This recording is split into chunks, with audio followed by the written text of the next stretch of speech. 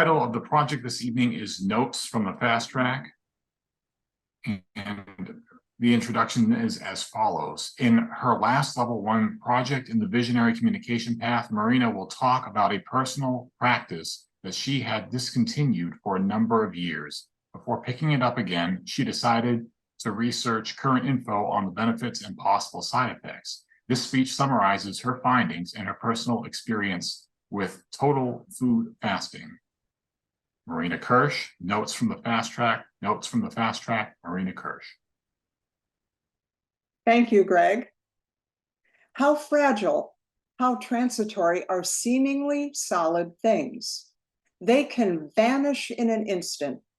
A few months ago, a friend sent me an article about the sad state of the world and even greater trials yet to come. We stand at a crossroads, apparently. That is what it said. And only by prayer and fasting can war and destruction be stopped. Prayer is one thing, but fasting, whether from food, social media, news, or other, isn't that actually kind of countercultural, maybe even subversive in our instant gratification culture?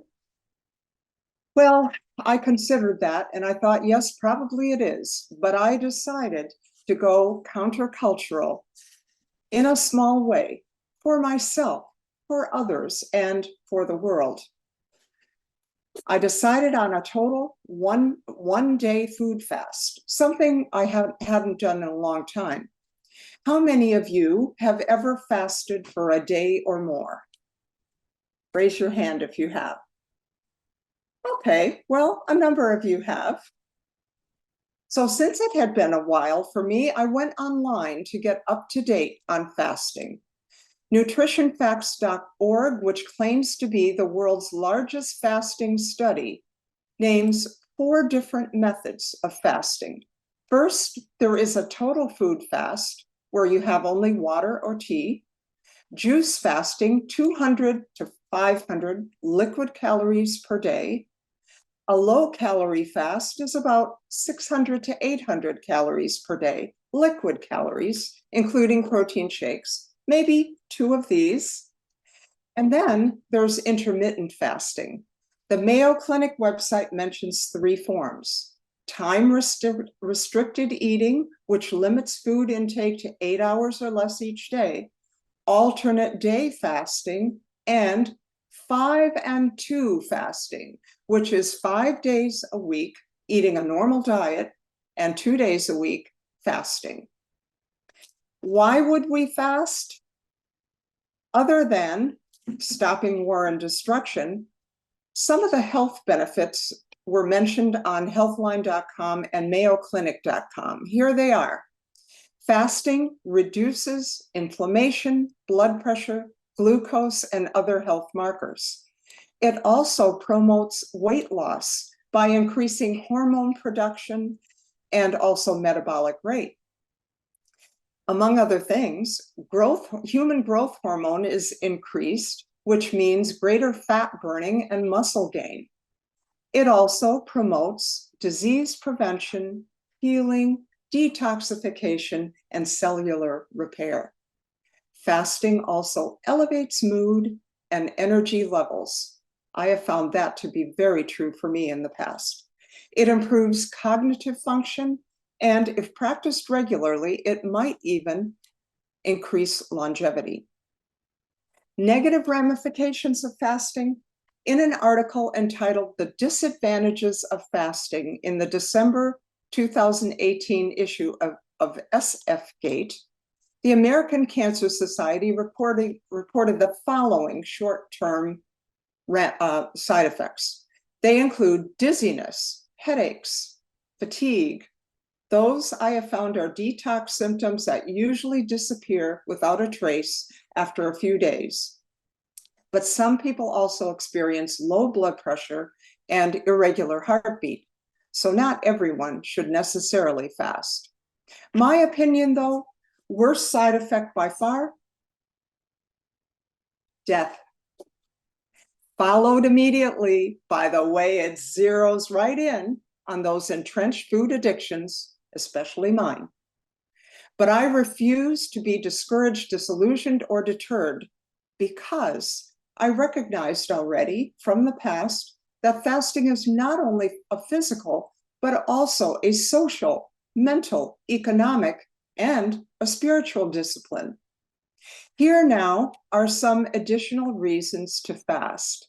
And if no source is given, the idea might just be from myownbrain.com. First, it's better for the planet, especially if consumption of animal products is reduced. According to UN News, 1/3 of global greenhouse gas emissions are caused by food production, particularly the raising of livestock. 2, fasting saves money, time, and effort. You will spend a lot less time shopping, meal planning, washing dishes, and setting the table.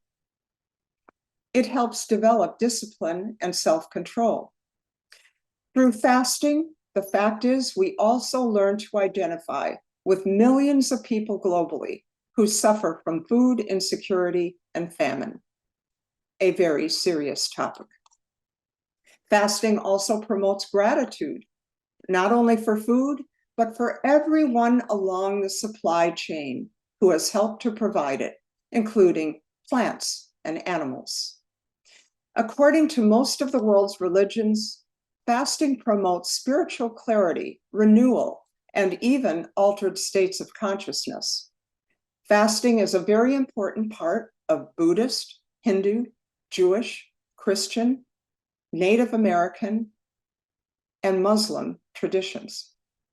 According to the Torah and Shabbat.org, devout Jews fast 6 times per year, particularly on Yom Kippur, also known as a Day of Atonement.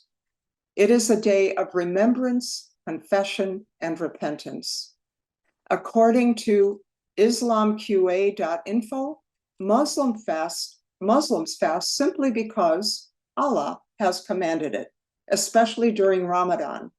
But AlJazeera.com elaborates that fasting is an act of worship, a chance to get closer to God, and a way to become more compassionate to those in need.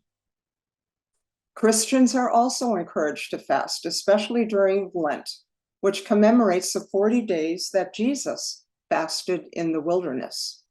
Saint Augustine, one of the most influential early church fathers, stated, "Fasting cleanses the soul, raises the mind, subjects one's flesh to the spirit, and renders the heart contrite and humble."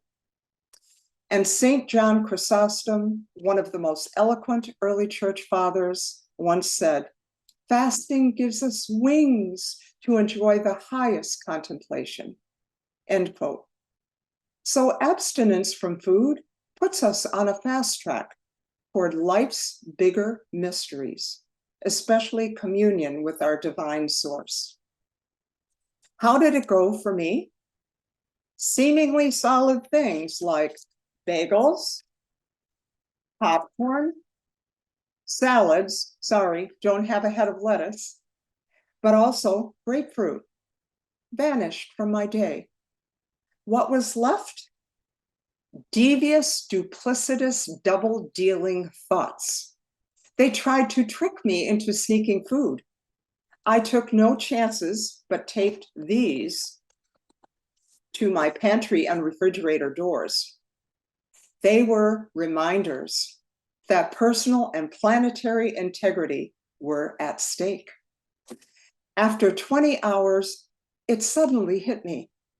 Fasting would be so much more enjoyable if I could just eat something to make it work.